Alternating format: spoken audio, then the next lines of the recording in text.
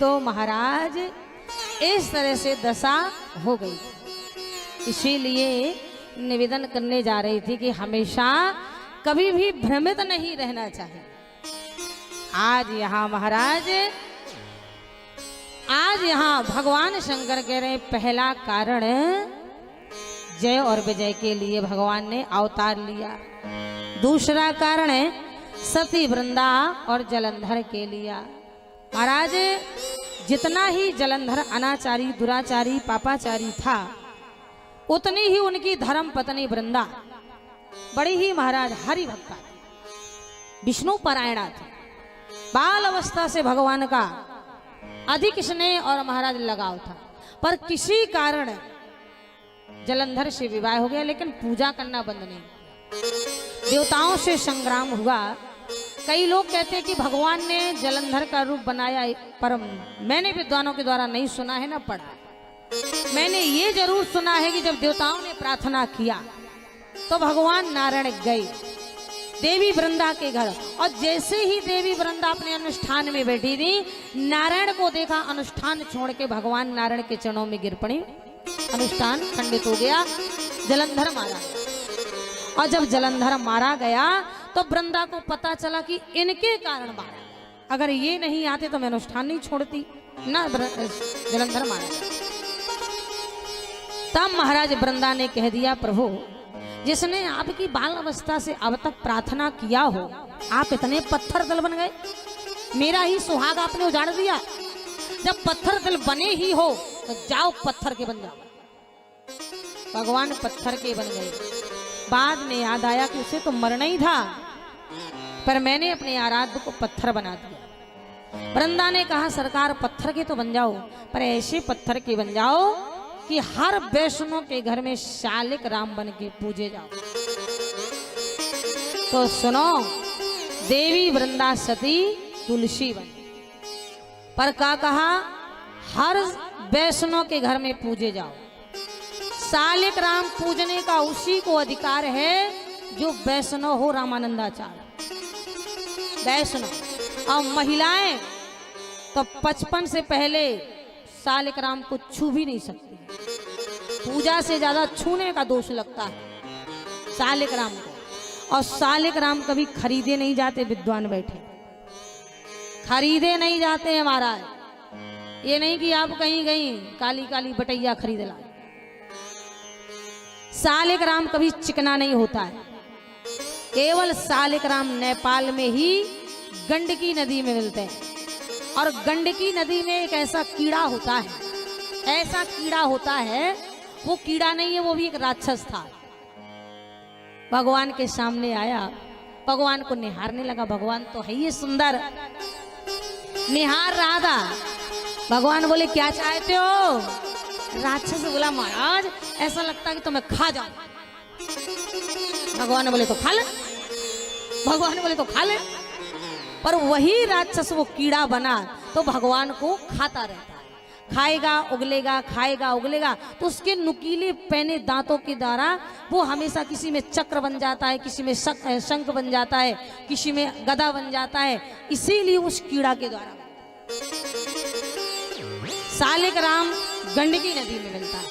और जब भी गंडकी नदी में जाओ, भगवान नारायण का ध्यान करके हाथों में तुलसी दल लेकर के महाराज ओम नमो भगवते वासुदेवाय, श्री कृष्ण गोविंद हरे मुरारे, इस तरह से ध्यान करते हुए जो डुबकी लगाओगे तो वहां ऐसा प्रभाव है कि तुलसी दल के शहद शालिक राम अगर अंजलि में आ गए तो पूजने का अधिकार है, वरना पूजा नहीं कर। वो तो केवल वैष्णव के ही है, क्योंकि उनके नियम धर्म बहुत होते हैं। और इसीलिए शालिक राम में हमेशा देवी तुलसी सिर में रहते हैं। मात्र शयन के समय बगल में उठा के रख दी जाती। तो आज महाराज एक कारण वो था। इसीलिए माताओं हर घर में तुलसी जरूर लगाना चाहिए। हर घर में माताओं ये तुम्हारा एक नियम होना चाहिए। सुबह उठना, ब्रह्म मुहूर्त में उठ करके अपने दरवाजे में उरिया पड़ती कि नहीं पड़ती है। और उरिया डाल के महाराज सबसे पहले स्नान ध्यान करके तुलसी माता को जल, तब भी महाराज आज गांव देहातों में तो तब भी आज होता है, शहरों में तो महाराज तुलसी का पौधा चाहे सूख जाए पर मनी प्लांट ना सूखे। और आज तक महाराज मैं ये पता नहीं लगा पाई कि मनी प्लांट है क्या।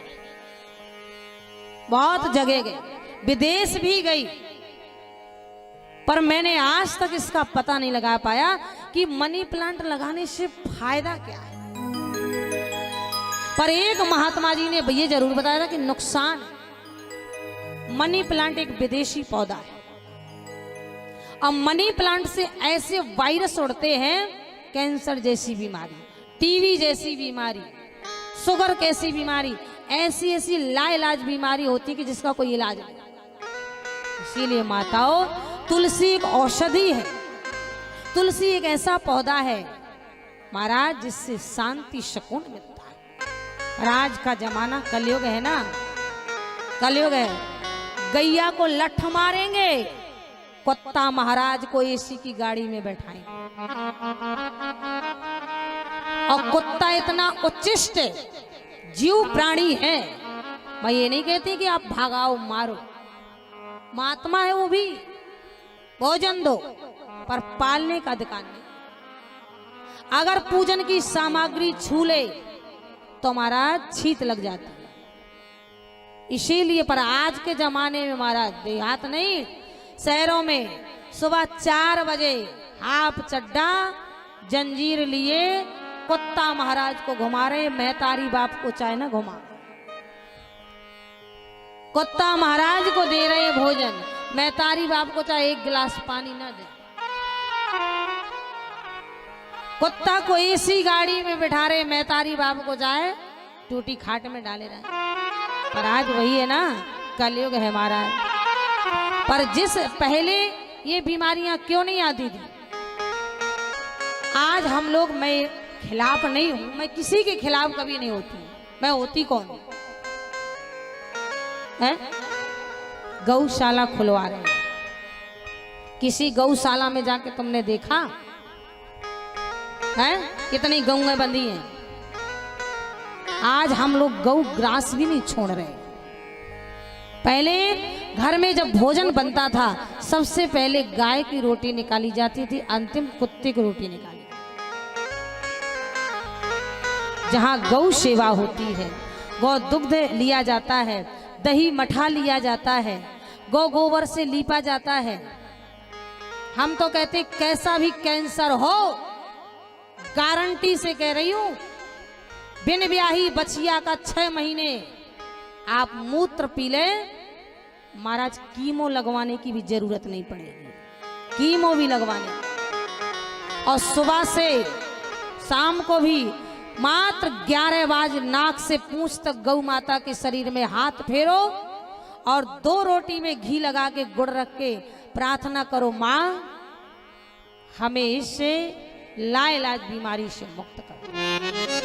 ये गौ माता का प्रभाव है। कैसी भी बांझा नारी हो, कैसी भी बांझा नारी हो, पयो व्रत करके महाराज मात्र 11 दिन गौ के गोबर की रोटी खा ले। पर खाएगा कौन? मैंने खाई, सबको पता 11 साल में गोपाला